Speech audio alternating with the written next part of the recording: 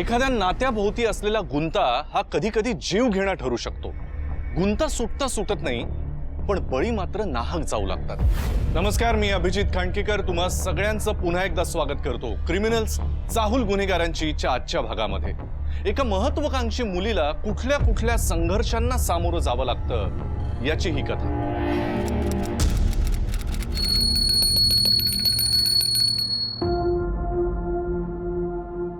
देवा, आज प्राचीचा ग्रॅज्युएशनचा रिझल्ट आहे। तिने खूप अभ्यास केलाय, खूप मेहनत केली। तिच्या मेहनतीला यश दे रे बाबा।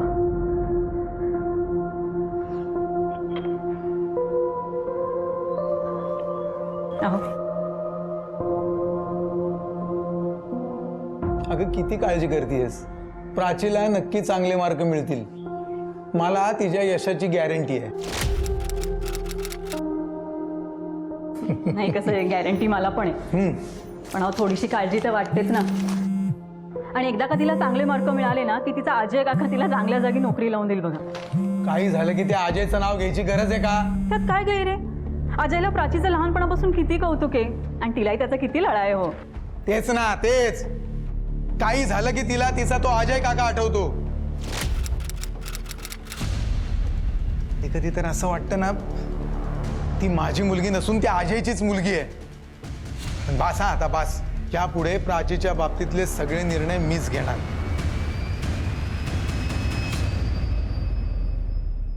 पप्पा, तुम्हाला किती वेळा सांगितलंय मला पैसे पाहिजेत। तुझे फालतू लाड करायला माझ्याकडे पैसे नाहीयेत।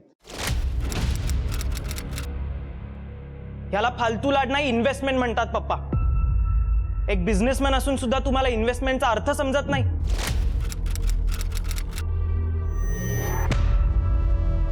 इन्व्हेस्टमेंटचा अर्थ तू मला शिकवणार? ये, बिझनेस आणि इन्व्हेस्टमेंटच्या गोष्टी तू माझ्यासमोर करतोयस? हा बघ, हा बंगला स्वतःच्या हिमतीवर बांधलाय। स्वकष्टाने एक एक रुपया जमून आज इथवर पोहोचलोय मी। या घरातली प्रत्येक महागडी गोष्ट आहे ना, ती माझा बिझनेस आणि माझी इन्व्हेस्टमेंट ही योग्य प्रकारे केली म्हणून ती आहे। मी कष्ट घेतले नसते, मेहनत केली नसती ना, तर आजही दादासारखेच एखाद्या छोट्याच्या खोलीत आयुष्य काढत बसलो असतो आपण। अहो पप्पा, पण हा एवढा सगळा पैसा तुम्ही कोणासाठी ठेवणार आहात? नाही म्हणजे तुमच्या नंतर हे सगळं माझंच तर होणार आहे। हे तू ठरवू नकोस, मी बघेन ना कुणाला काय द्यायचं ते। काका, अरे प्राची बेटा,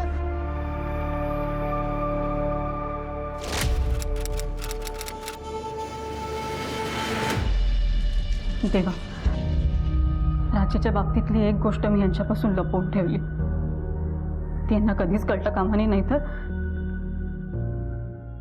अहो काका, मी डिस्टिंक्शनला पास झालीये। अरे येस, मला माहिती होतं तुला भरपूर मार्क मिळणार म्हणून। अगं हुशार काकाची हुशार पुतणी आहेस तू। पाया पडते। यशस्वी हो, खूप मोठी हो।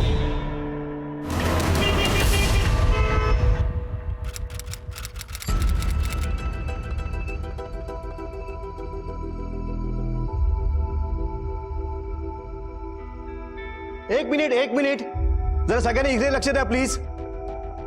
मला आज इथे एक अनाउन्समेंट करायची आहे। ग्रॅज्युएशन मध्ये डिस्टिंक्शन मिळून प्राचीनं मला दिलेला शब्द पाळलेला आहे आणि आता मी तिला दिलेला शब्द पूर्ण करणार आहे। हे प्राचीचं अपॉइंटमेंट लेटर। उद्यापासून प्राची अजय शिर्के ग्रुप जॉईन करणार आहे। येस,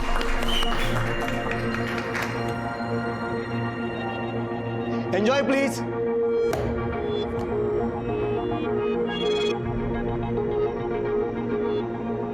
बाबा,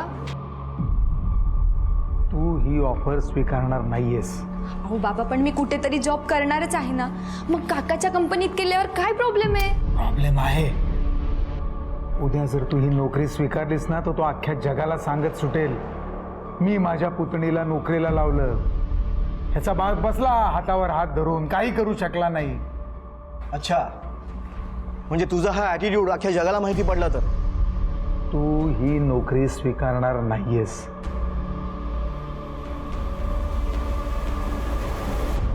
हे बघ प्राची, तू अजिबात टेन्शन घेऊ नकोस।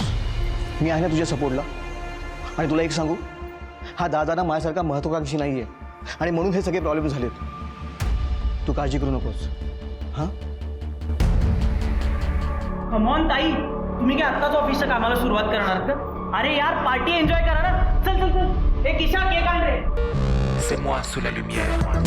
C'est moi sous la lumière. सगळं तुझ्यामुळे झालंय. माझ्या घराची वाट लावलीस तू. तुला तर मी- ए, sorry, sorry तुम्हाला. तू मला हातवर नको, तुला सांगतोय. अरे, ती माझी बायको, मी काय वाटायचं करीन. तू कोण सांगणार रे मला? ऐका.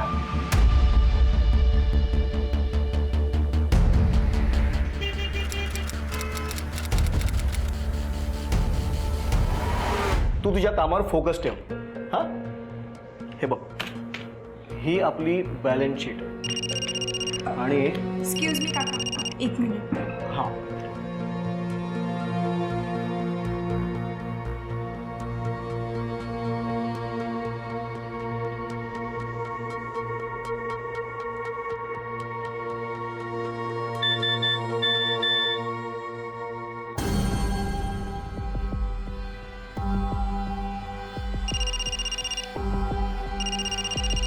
राशी, कुणाचा फोन आहे? कॉलेजमधल्या मैत्रिणीचा रिझल्ट लागला ना. अच्छा. पार्टीसाठी.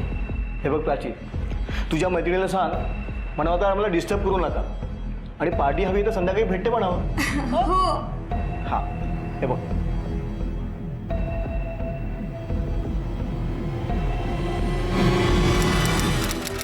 Cut the cake, madam. This is for you. Sweet heart.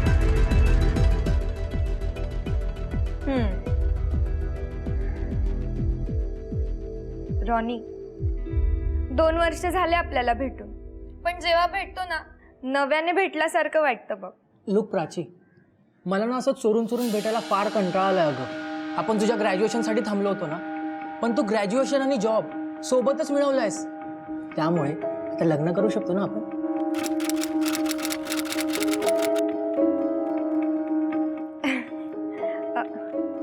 मलाही तसंच वाटतं रे.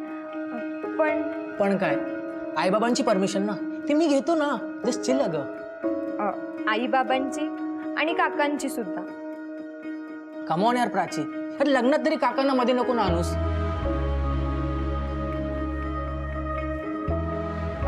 रॉनी, चल आज आपण कुठेतरी फिरायला जाऊया. नको. रॉनी, चल ना. बरं ठीक आहे.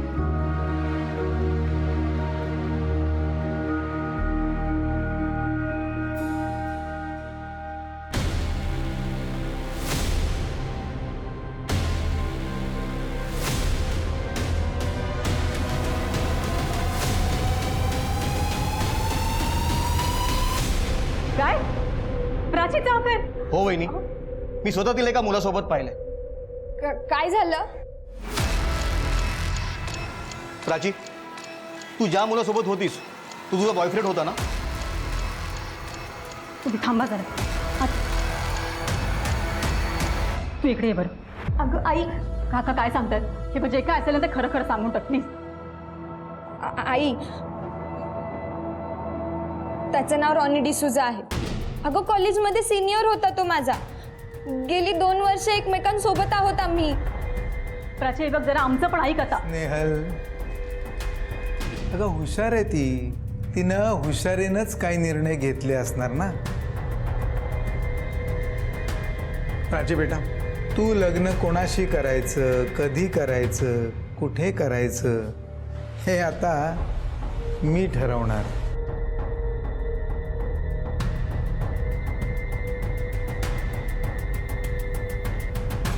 अहो अजय भाऊजी,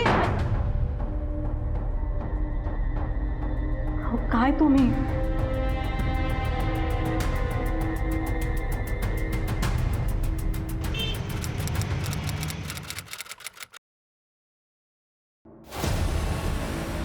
साहेब, एक महत्त्वाचं काम आहे तुमच्याकडे.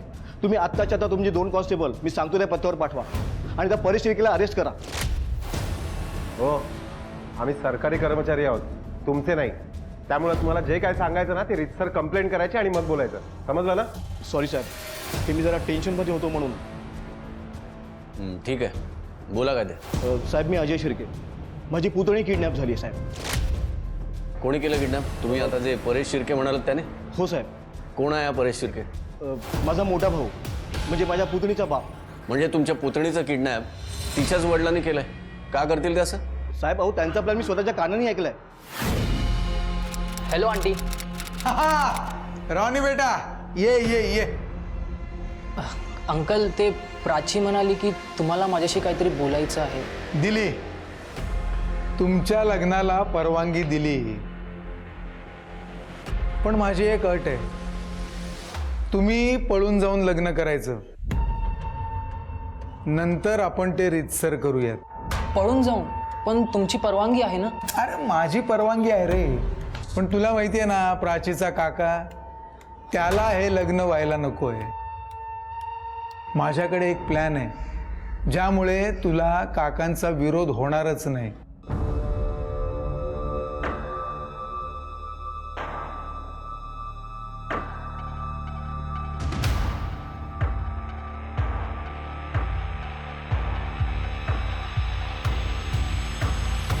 साहेब, तुम्ही माझ्या भावाला आणि त्या रॉनीला आत्ताच्या आता अरेस्ट करा. मला 100% खात्री आहे की त्यानेच तिला गायब केलं असणार आणि ते हे लग्न घडवून आणतील. मिस्टर शिर्के, याला किडनॅपिंग नाही म्हणत, कारण किडनॅपर्स हे सगळं पैशांसाठी करत असतात.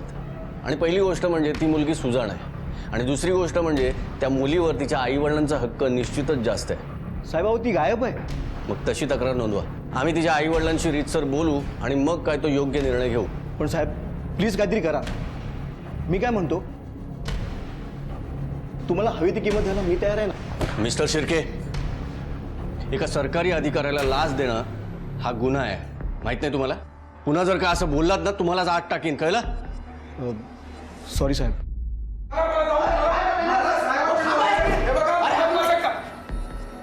साहेब साहेब हाच आहे परेश शिर्के आणि याने तिला गायब केलं. साहेब वाटेल ते काय बोलतो खोटं. एक मिनिट. तुम्ही प्राचीचे बाबा? हो हो हो. बोला आता. याला पहिलं ताब्यात घ्या. यांनीच प्राचीचा किडनॅप केलंय. आत्ताच हे सांगत होते की तुम्हीच तिला कुठेतरी लपवून ठेवलंय आणि तुम्ही बोलताय यानेच किडनॅप केलं. काय चाललंय हे? खोटं बोलतोय हा. यानेच प्राचीला किडनॅप केलंय. हे कशावरून सांगताय तुम्ही? विचारा ना, विचारा त्याला. त्या दिवशी माझ्या घरी आला होता तेव्हा काय बोलला ते विचारा. तुम्ही लग्नाची तयारी करा, बाकी सगळं मी बघतो. हा. कसं आहे ना, प्राचीचं लग्न तिच्या आवडत्या व्यक्तीशी होणं गरजेचं आहे. तुम्ही लग्नाची तयारी करा, बघूयात कोण अडवते ते. हे बघ दादा, प्राचीचं लग्न अशा साध्या सुद्धा मुलाशी मी अजिबात होऊ देणार नाही. ती माझी पुतणी आहे. तिचं एखाद्या बिझनेस फॅमिलीमध्येच लग्न होणार आहे. प्राची माझी मुलगी आहे. तिचं लग्न कोणाशी करायचं हे मी ठरवीन. हे बघ दादा, प्राचीच्या बाबतीत सगळे महत्त्वाचे डिसिजन मी घेत आलेलो आहे आणि हा डिसिजन सुद्धा मीच घेणार आहे. हे लग्न मी होऊ देणार नाही. बघतो मला कोण अडवतं ते. हा खोटं बोलतोय साहेब. मी धमकी देऊन गेलो ही गोष्ट खरी आहे, पण मी प्राचीला गायब नाही केलं. बघा साहेब, ती माझ्या पोटची पोरगी आहे. मी तिला का गायब करीन? बरं, प्राचीला तुम्ही शेवटचं कधी बघितलं? काल संध्याकाळी ऑफिसला निघाली तेव्हा, आणि नंतर ती परतच आली नाही. अरे दादा, किती खोटं बोलशील? साहेब हा खोटं बोलतोय. प्राची काल ऑफिसला आलीच नव्हती. तिने सुट्टी घेतली होती साहेब. एक मिनिट. प्राची संध्याकाळी ऑफिसला गेली होती, सकाळी जायला हवी ना? यांनी बोलून घेतलं असेल ना. अजिबात नाही साहेब. तुम्हाला हवं तर तुम्ही माझा मोबाईल चेक करू शकता. कालच्या दिवसामध्ये तिला मी एकही कॉल केला नाही साहेब. मला तुमच्या ऑफिसचे CCTV फुटेज चेक करायचे. चालेल साहेब. आणि तुम्ही प्राचीचा फोटो आणि त्या रॉनीची जी काही माहिती आहे, त्याचा नंबर, त्याचा पत्ता सगळं आम्हाला द्या. नाही, रॉनीचा पत्ता नाही आहे माझ्याकडे, पण नंबर आहे. माझ्याकडे सगळं आहे साहेब. म्हणजे प्राचीचा फोटो, रॉनीचा पत्ता आणि नंबरही. बोला, नंबर बोला. ठीक आहे, तुम्ही दोघेही आता घरी जा. आम्हाला आमचं काम करू द्या. निघा.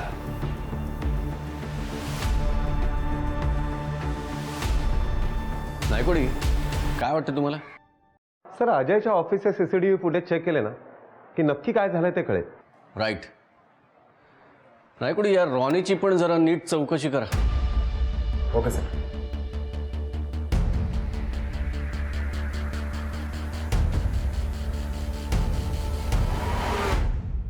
निघा. कुठे असेल, कशी असेल माझी पोर? तिला घरी सुखरूप पाठव रे बाबा, सुखरूप पाठव.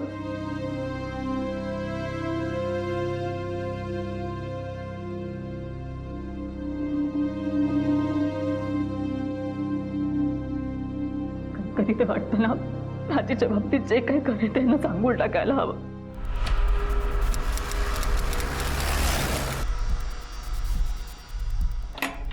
सर, रॉनी पण गायब. रॉनी, अरे तू रॉनी डायसला ओळखतो? रॉनी रॉनी आपला फ्रेंड आहे साहेब. कुठे गेला काय माहिती आहे का? कुठे गेला हे नाही माहिती, पण हां काल एका मुलीबरोबर गेला एवढा सांगू शकतो. कधी गेला? तो काल इव्हनिंगला गेला 7:30 वाजता. त्याच्यासोबतची मुलगी होती, ही होती काय? ही तर रॉनीची गर्लफ्रेंड आहे साहेब, पण काल जी मुलगी त्याच्यासोबत गेली ती ही नव्हती. ठीक आहे, ये तू.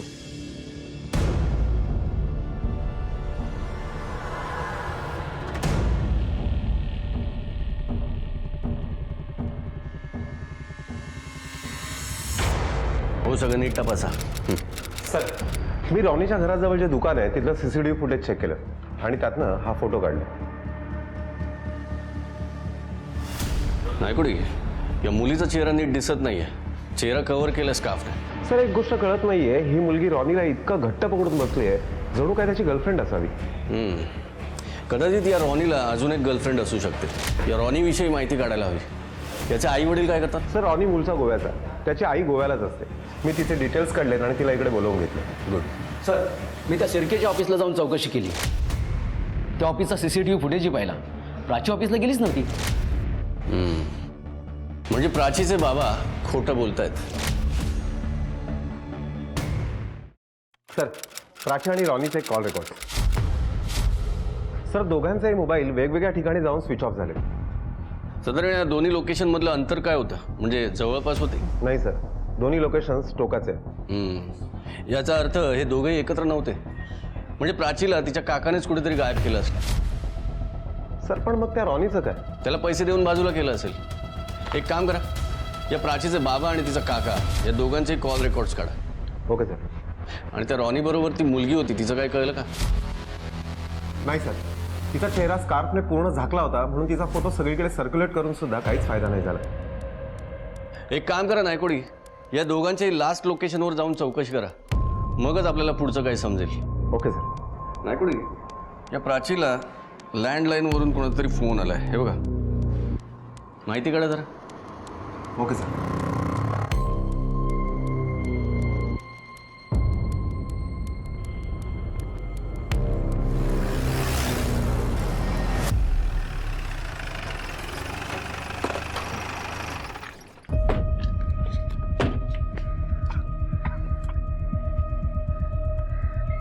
काय सर, हा रॉनी इथे कशाला आला असेल?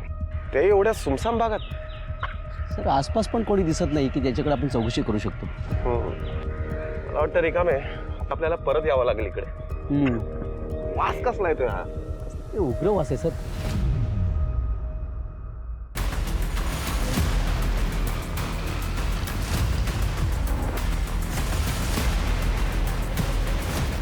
Ronnie,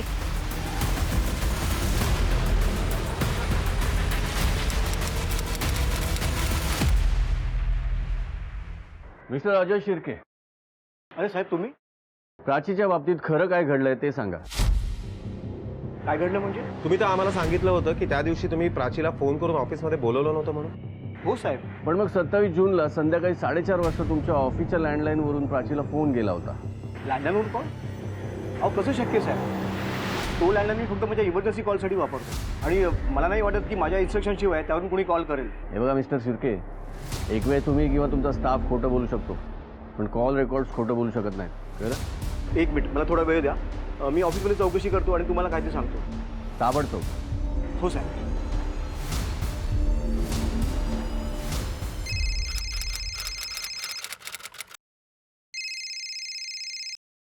hello. ओके, मी आलोच. सर, रॉनीची आई गोव्यावरनं आली आहे. ताबडतोब तिची चौकशी करा. आणि हो, हा अजय शिर्के आणि परेश शिर्के या दोघांच्याही घराच्या आसपास आपल्यातलंच कोणाला तरी सिव्हिलमध्ये थांबवा. Okay sir.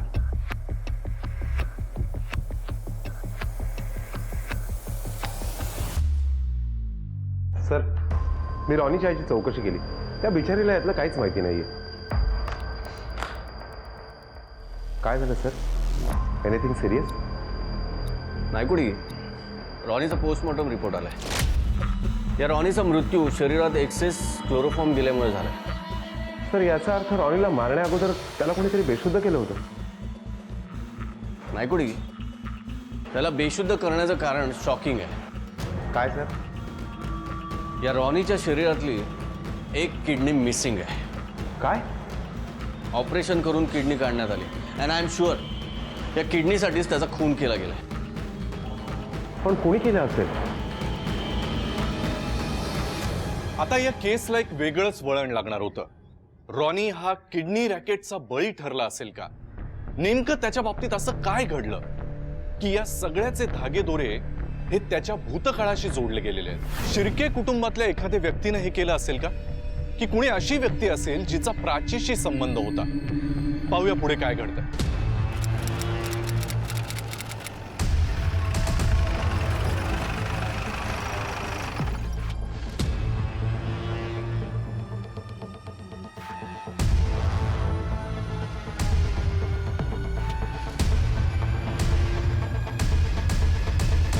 सर, ही बॉडी प्राचीची तर नसेल ना? आत्ताच सांगता येणार नाही. नायकुडी, एक काम करा, गेल्या काही दिवसात आपल्या आसपासच्या पोलीस स्टेशनमध्ये कुठल्या मुलीची मिसिंग कंप्लेंट आली का बघा. सर, प्राची ऑफिसला जाताना तिने जो ड्रेस घातला होता ना, त्याचं वर्णन तिच्या आईने आपल्याकडे केलं होतं. पण इथे तर सगळं जळून खाक झालंय. काहीच कळत नाही. बॉडी जवळपास डिकम्पोज होत चालली आहे. त्यामुळे आता याची DNA टेस्ट करण्याशिवाय पर्याय नाही. रिकामे एक काम करा, बॉडी पोस्टमॉर्टमला पाठवून द्या. Okay sir. प्राचीचा काही पत्ता लागलाय का? आणि तुम्ही सगळे असे अचानक निघून का गेलात? आम्हाला एका मुलीची डेड बॉडी सापडली आहे. हं? अजून आम्हाला हे समजू शकलं नाहीये की ती डेड बॉडी प्राचीचीच आहे की नाही. नाही नाही नाही, ती प्राची असू शकत नाही ना. ती प्राची कशी असेल? तुम्ही सांगा ना, प्राची कशी असेल ती? नेहल, आम्ही ती डेड बॉडी पाहू शकतो? नाही, ती ओळखण्याच्या पलीकडची आहे. आणि म्हणूनच त्या डेड बॉडीच्या DNAशी आम्हाला प्राचीची आई किंवा बाबा यांचा DNA मॅच करावा लागेल. तुम्हाला हवं त्याचं ब्लड सॅम्पल घ्या, पण लवकर सांगा की ती आमची प्राची नाहीये म्हणून.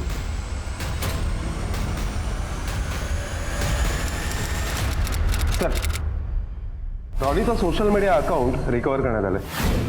त्या शीनाबद्दल काही माहिती मिळाली? हो सर, रॉनी आणि शीनामधलं हे कॉमन अकाउंट आहे. हे बघा सर, त्या दोघांमध्ये भरपूर चॅट सुद्धा झाले.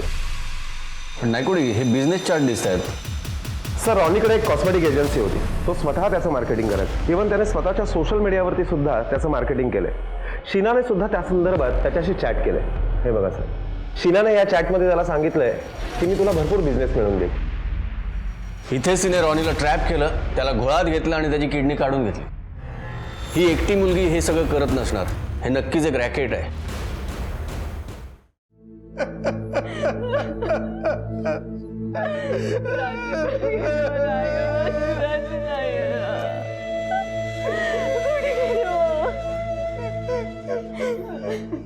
चांगली नोकरी लागली होती. बहिण, काय झालंय?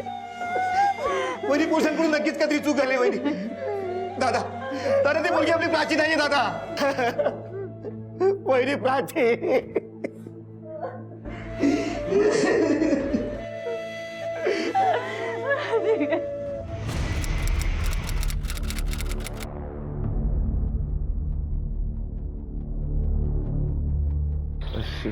शीना,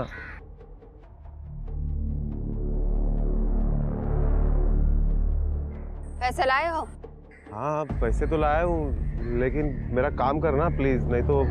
आपको बोला ना, आपका काम हो जाएगा. अब बिंदास तो कर जाओ. और हाँ, वहाँ हॉस्पिटल जाने पर आपको केस पेपर निकालने की भी जरूरत नहीं. शीना का नाम लो, और उधर बाकी के पैसे किसको देने हैं वो मैं आपको बताती हूँ. दो पैसा दो.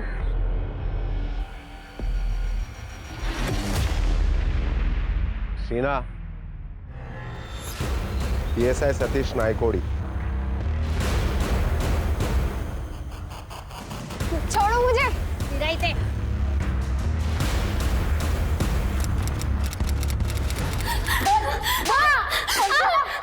मत मारो मुझे, मत मारो. पाटील पाटील थांबा. मत मारो. लोकांची किडनी काढून त्यांचा जीव घेतेस तेव्हा लाज नाही वाटत तुला? आणि आता 4 फटके पडले तर मत मारो. पाटील, ही बाई जोपर्यंत गुन्हा कबूल करत नाही तोपर्यंत हिला फटकवत राहा. मैं बताती हूँ आपको. मैं सब कुछ बताती हूँ. बोल लवकर. रोने का खून मैंने ही किया है. काय झालं होतं नेमकं? मैं एक प्राइवेट हॉस्पिटल में नर्स का काम करती थी. तभी वहाँ किडनी का ऑपरेशन होते थे और मेरे आंखों के सामने बहुत सारे ऑपरेशन होते थे. तभी मुझे मालूम पड़ा कि इस किडनी लाइन में बहुत पैसा है और ब्लैक मार्केट में तो लाखों पैसे मिलते हैं. मेरा बॉयफ्रेंड उसी हॉस्पिटल में काम करता था. उसने मुझे कहा कि अलग अलग जगह जाकर कस्टमर ढूंढने का और उनको फंसा कर उनकी किडनी बेचने का और जब उसको होश आ जाए तब भाग जाने का. लेकिन वो रोनी के मामले में सारा लफड़ा हो गया.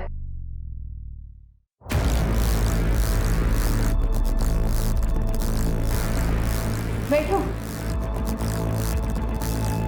ये क्या? या तो कोई भी नहीं है. तुम्हारे फ्रेंड्स कहाँ गए? मैं उनको बुला के लाती हूँ, तब तक तुम बैठो.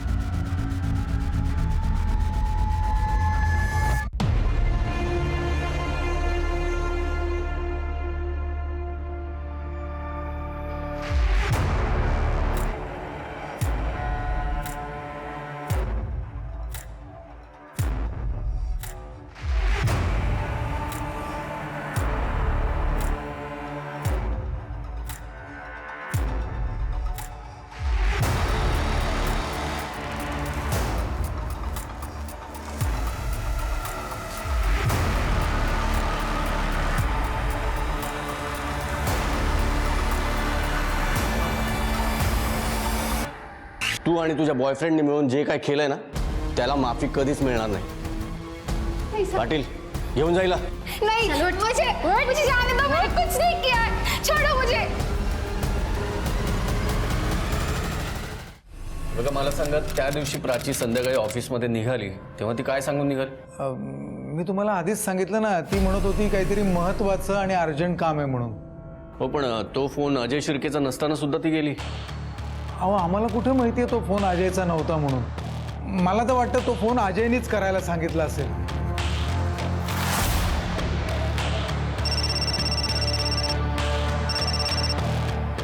हॅलो. हाय. काय झालं? कोणाचा फोन होता? काय झालं? कोणाचा फोन होता? अनिसचा फोन होता. काय म्हणाला? अजयचा खून झालाय. काय? एका पाठोपाठ एक अशा 3 हत्या झाल्या. आता अजयच्या हत्येमागे नेमका कुणाचा हात असेल? ज्याच्याशी अजयचं अजिबात पटत नव्हतं त्या त्याच्या मुलाचा, अजयच्या भावाचा, की एखाद्या बिझनेस रायव्हलचा? आणि मुळात प्राची आणि अजय यांच्या हत्येचा एकमेकांशी काही संबंध असेल का?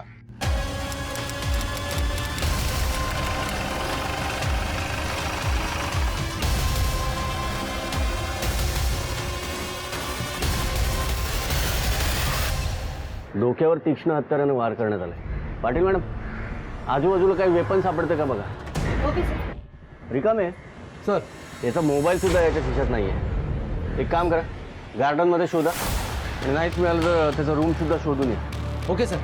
अनिश, सगळ्यात आधी यांना या अवस्थेत कोणी बघितलं? तू पण? तू दिवसभर इथे काम करतोस? सकाळी 7 वाजता येतो साहेब, संध्याकाळी 7 वाजता परत जातो. तुझ्या व्यतिरिक्त इथे अजून कोण काम करतो? दिसायला साहेब. कुठे आहे तू? काल सुट्टीवर गेलो. मनीष, बाबांना तू शेवटचं कधी बघितलंस? सर मी सकाळी 6च्या सुमारास घरी परत आलो. किशा,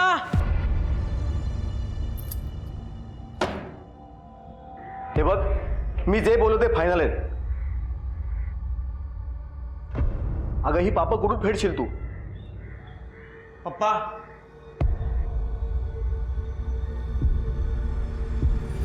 आणि तुला त्यांच्या बोलण्यातून काही लक्षात आलं का की ते कोणाशी बोलत होते? सॉरी सर, पण मला थोडी जास्त झाली होती, त्यामुळे नीट समजलं नाही. नायकोडी, एक काम कर, बॉडी पंचनामा करून पोस्टमॉर्टमला पाठवून दे. Okay sir.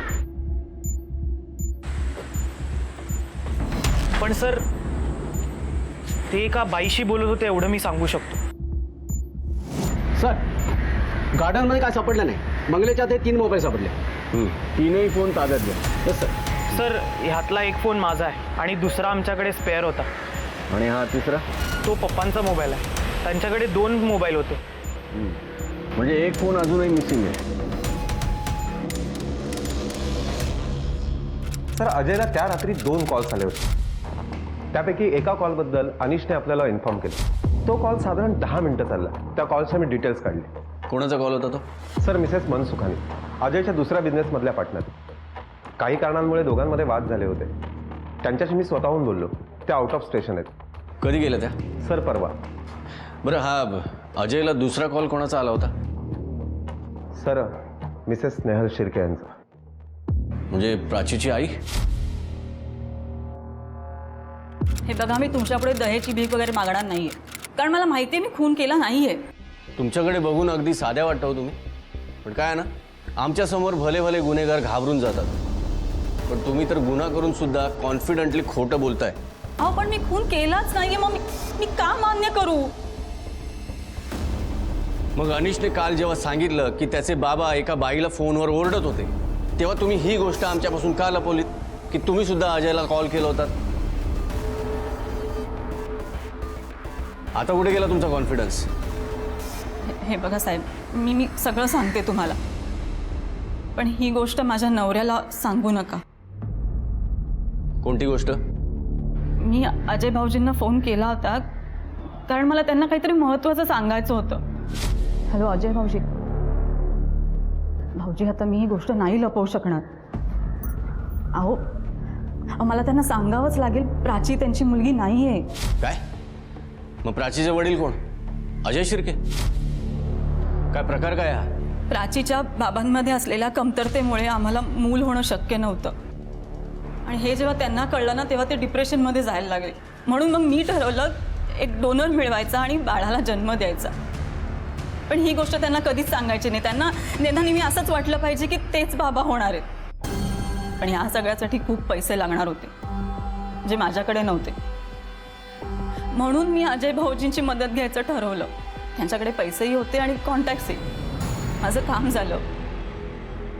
प्राचीचा जन्म झाला. पण प्राचीच्या बाबतीतलं हे सिक्रेट फक्त मला आणि अजय भाऊजींनाच माहिती आहे. आणि म्हणूनच त्या दिवशी DNA टेस्टसाठी ब्लड सॅम्पल द्यायची जेव्हा वेळ आली, त्यावेळेला तुम्ही प्राचीच्या बाबांना म्हणजे परेश शिर्के यांना थांबवलं आणि स्वतःचं ब्लड दिलं, बरोबर?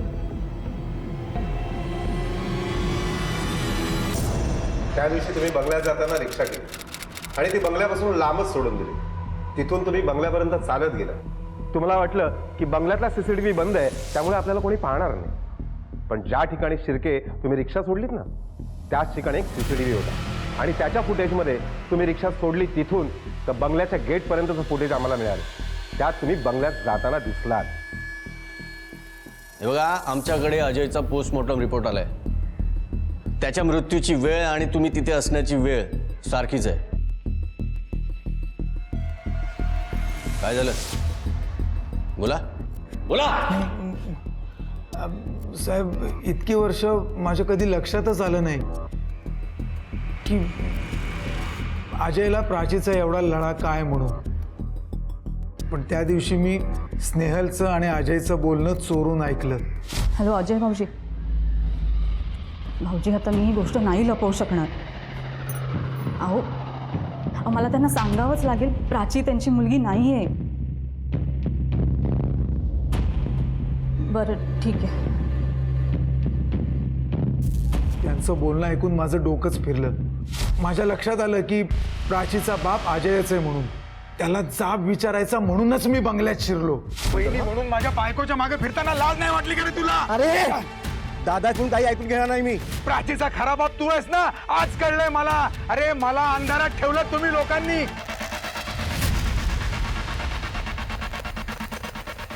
मोबाईल का चोरला? पोलिसांना वाटावं की मोबाईल चोरताना पकडला जाईल म्हणून अजयला मारलं. प्राचीचा खून कसा केला? नाही नाही साहेब, नाही.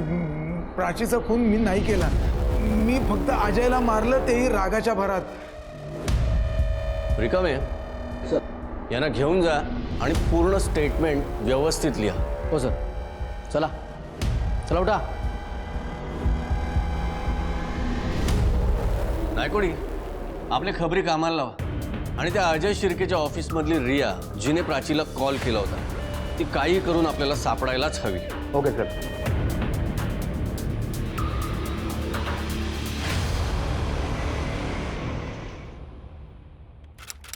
सर, माझ्या कुणाशी डायरेक्टली काही संबंध नाही. याने मला सांगितलं म्हणून मी प्राचीला फोन केला होता. पण नंतर सगळा गेम माझ्या लक्षात आला. सर, मला तुमच्याकडे यायचं होतं, पण यांनी मला पैसे देऊन माझं तोंड बंद केलं. काय रे, काय बोलते? काय रे?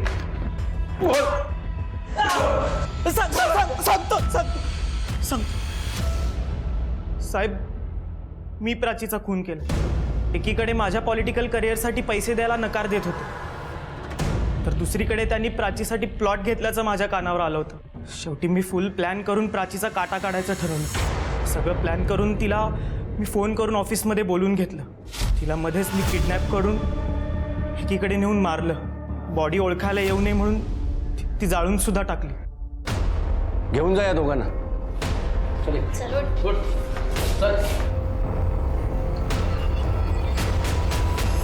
अनिशला स्वतःची महत्वाकांक्षा पूर्ण करायची होती, पण त्यासाठी त्याने कोणाचाही जीव घेणं हे चुकीचंच होतं. अजय आणि प्राची यांनी सुद्धा थोडीशी काळजी घ्यायला हवी होती. लक्षात ठेवा, तुमचं एक बेसावत पाऊल हीच असते गुन्ह्याची चाहूल.